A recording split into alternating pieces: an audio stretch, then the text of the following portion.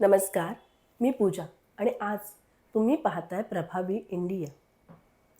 18 पगड जाती एकत्र करून ज्यांनी स्वराज्य उभं केलं अशा शिवछत्रपतींची 19 फेब्रुवारीला शिवजयंती आहे.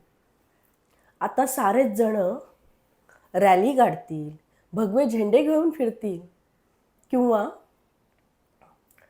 जल्लोषात शिवजयंती साजरी करतील. हे सारं करून गप्प बसायचंय का आपल्याला?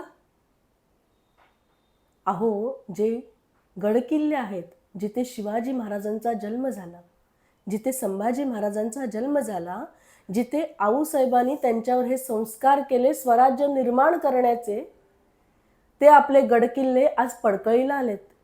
त्यांना पुन्हा त्यांची उभारणी कोण करणार? त्यांची बांधणी पुन्हा कोण करणार?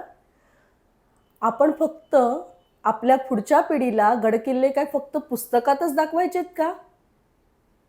काय अवस्था झाली गडकिल्ल्यांची?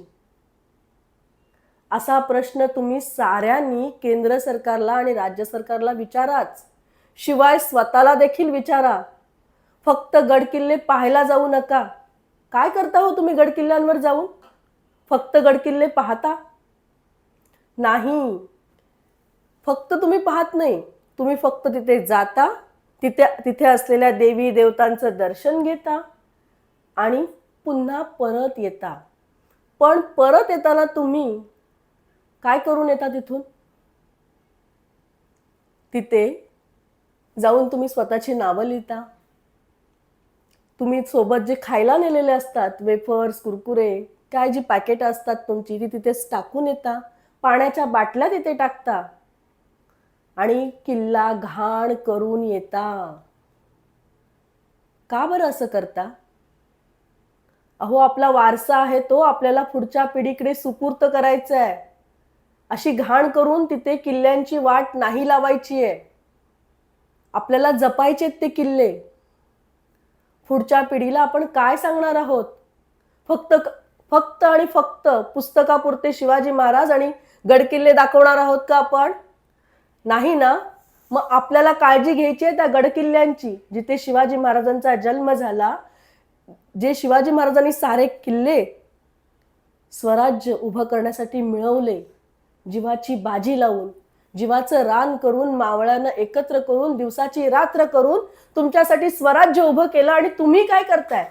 तिथे जाऊन पार्ट्या करताय, दारूच्या बाटल्या टाकताय.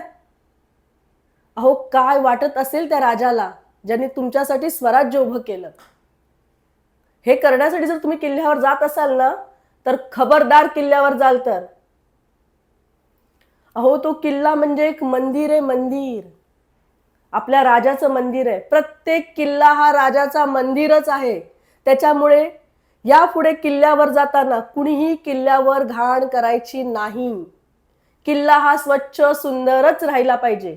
असा पण तुम्ही साऱ्यांनी 19 तारखेला जरूर करा आणि तो पाळा देखील. आणि आपल्या पुढच्या पिढीकडे आपला हा वारसा देताना आनंदाने आणि तेवढ्याच ह्याच्याने शिवाजी महाराजांची त्यांना माहिती सांगा. आपली परंपरा, 3.5 वर्षाचा इतिहास त्यांना सांगायला विसरू नका. जमलंच तर गडकिल्ल्यांसाठी निधी उभा करा आणि ते बांधा, पण त्यांची दुरवस्था करू नका. तुम्हा साऱ्यांना कळकळीची विनंती आहे. आपले गडकिल्ले सुधारायचेत आपल्याला. आपल्या गडकिल्ल्यांवर घाण करू नका. जाऊन तिथे पार्ट्या, दारूच्या बाटल्या, बिस्लरीच्या बाटल्या, पाण्याच्या बाटल्या किंवा वेफर्सचे पॅकेट टाकू नका. कसलीच घाण तिथे करू नका. धन्यवाद. व्हिडिओला लाईक करायला आणि शेअर करायला, सबस्क्राईब करायला आणि कमेंटद्वारे तुमचं मत नोंदवायला विसरू नका. धन्यवाद.